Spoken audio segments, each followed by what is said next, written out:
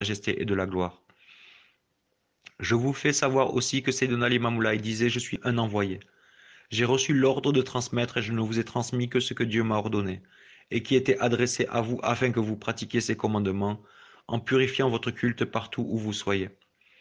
Je vous fais savoir que je ne vous recommande rien d'autre que cela. Je vous recommande l'obéissance à Dieu et à son envoyé. Pratiquez la prière, payez la zakat, jeûnez sainement durant le mois de Ramadan, payez l'impôt de la fin du Ramadan à son heure, prononcez sans cesse abondamment les noms de Dieu à toute heure. Méditez les merveilles de Dieu telles la création des cieux et de la terre, et de ce qui est entre eux. Gardez le silence sur tout ce qui ne comporte pas du bien. Détournez vos regards de ce dont le regard est interdit par Dieu. Préservez les parties du corps contre les actes interdits et les actes détestables.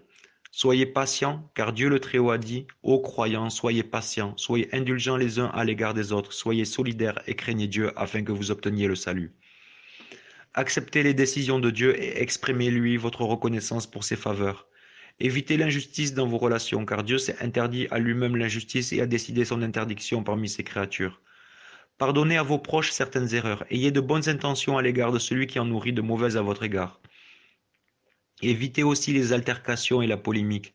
Évitez de vous rabaisser l'un l'autre ou de vous dénigrer l'un l'autre et d'autres actes que Dieu a interdits à ses serviteurs. Unissez vos cœurs dans le bien, conseillez la pratique de bonnes œuvres et déconseillez le mal. Que celui qui croit en Dieu et à son envoyé prenne pour modèle de conduite notre Père l'Imam Moulaye, en imitant son caractère et ses actes. Qu'il ne se contente pas seulement de dire qu'il croit sans exécuter les commandements, car agir ainsi, c'est se condamner à la faillite. Mon père avait dit, je ne vous ai pas appelé pour déclencher une bataille ou la guerre sainte.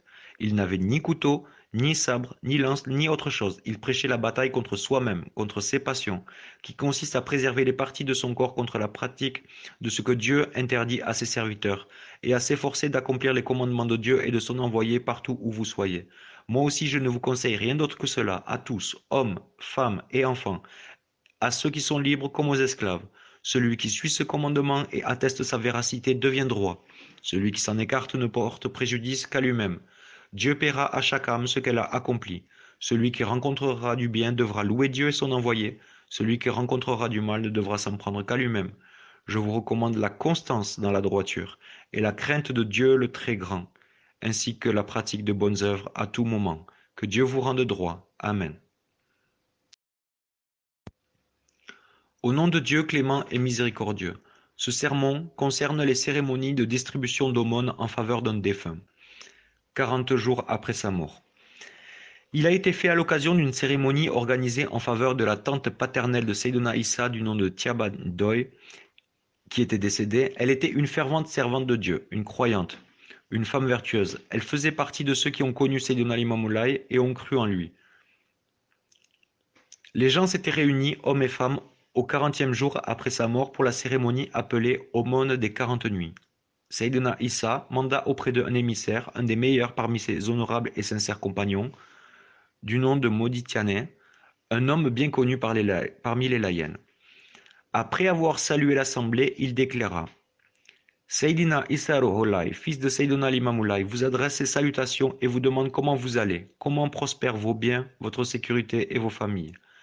Il vous demande d'abandonner la pratique de l'aumône des 40 nuits, ainsi que ceux qui s'y greffent comme jouissance, causerie autour des choses de ce bas monde, futilité et autres parmi les choses que Dieu a interdites à ses serviteurs. Dieu le Très-Haut a dit, l'homme n'aura que ce qu'il a gagné par son action et on lui présentera ce qu'il a fait. C'est après avoir entendu cette interdiction que les laïens abandonnèrent ces cérémonies jusqu'à nos jours. Au nom de Dieu, clément et miséricordieux, bénédiction et paix sur Sayyidina Mohammed, sur ses proches et ses compagnons. Toutes les louanges appartiennent à jamais à Dieu, lui qui n'a jamais cessé d'être l'éternel possesseur de son trône, lui qui est majestueux dans sa puissance, lui le clément qui éprouve de la compassion à l'égard de ses serviteurs. C'est lui le souverain qui a créé la mort et la vie pour mettre à l'épreuve ses serviteurs, pour savoir ceux qui accomplissent les plus belles actions. J'atteste qu'il n'y a d'autre souverain que Dieu seul et qui n'a point d'associé. J'atteste que Mohammed est son serviteur et son envoyé. C'est lui qui nous a ordonné la droiture, la crainte de Dieu et la pratique de bonnes œuvres à tout moment et en tout lieu. Car c'est cela qui procure les faveurs éternelles et les honneurs élevés dans l'autre monde. Je vous recommande cela, tel que je l'ai recueilli de mon père Seydina Limamou Laye al-Muntazar. Il disait à ses compagnons à tout instant, Soyez constants dans la droiture, dans les belles actions, dans l'accomplissement de bonnes œuvres et l'effort de purification du culte que vous rendez à Dieu, partout où vous soyez. Ne soyez pas des corrupteurs, car Dieu le Très-Haut n'aime pas les corrupteurs. Je ne vous recommande rien d'autre que cela, ô vous serviteurs de Dieu. À part cela, Sayyidina Issa Rolai adresse à tous les musulmans, hommes et femmes qui ont répondu à celui qui appela pour Dieu et crurent en lui, ses salutations, que la paix et la miséricorde de Dieu le Très-Haut soient avec vous et vos familles, ainsi que sa bénédiction. Le but de ce message est de vous faire savoir que je vous ordonne ce que Dieu a ordonné et vous interdit ce qu'il a interdit. Sachez qu'il y a une tradition que les gens des temps actuels ont pris l'habitude de pratiquer. Il s'agit du rassemblement qu'ils font à l'occasion du décès de l'un d'eux. Chez le défunt, au troisième jour, au huitième et au 40e jour. Ils disent que c'est pour réciter des prières et donner l'aumône pour le défunt. Ils préparent à cette occasion beaucoup d'aliments offerts à la famille, aux parents, aux proches, aux intimes, aux amis et quelques voisins. Ils l'organisent comme s'il s'agissait d'un festin de mariage.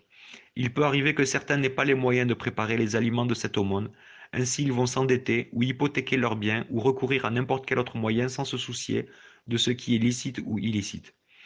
C'est la pudeur, la crainte des commérages malveillants et des mauvaises langues qui les poussent à faire cela. Ils le feront donc par orgueil. Je vous recommande à vous, mes compagnons, hommes et femmes, d'abandonner cette pratique, car elle n'est ni bonne ni belle parmi des gens vertueux. Cette pratique ne sert à rien aux défunts, et elle est nuisible à ceux qui l'organisent pour leur propre plaisir. Quant au défunt, ce qui est meilleur pour le servir dans sa tombe, ce sont les bonnes œuvres qu'il a réalisées durant sa vie, avant sa mort. Car l'envoyé de Dieu, bénédiction et paix sur lui, a dit: l'aumône que tu as donnée durant ta vie ne serait-elle qu'une poignée de ce qui t'appartient licitement est meilleure que 100 fois la même valeur qu'on a donnée pour toi après la mort.